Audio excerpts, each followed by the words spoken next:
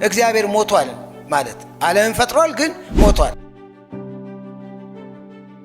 እምነትና ሃይማኖት ከህዝብ ህይወት ሙሉ በሙሉ መውጣት አለባቸው። እግዚአብሔር የሚባል ነገር አያስፈልግም።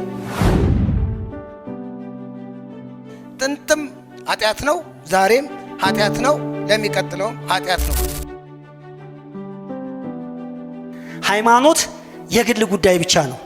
ፖለቲካ፣ ትምህርት፣ ሳይንስና ስነ ምግባር በሙሉ ከእግዚአብሔር ነፃ በሆነ መንገድ መመራት አለባቸው የሚል የደረቀ አቋም ማለት ነው።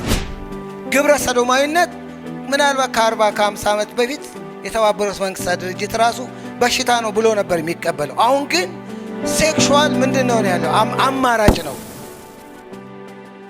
የዕለት ተዕለት ህይወትህ የሚመራው እግዚአብሔር እንደሌለ አድርገን እንድትኖር በማድረግ ለእግዚአብሔር ለመኖር ራስን የመስጠት አስተምሮ፣ ዳግም የሚመጣውን ክርስቶስን የሚያስጠብቅ አስተምሮ ሳይሆን ለዘብተኛ ዘመናዊነት ፕሮጀክት ነው።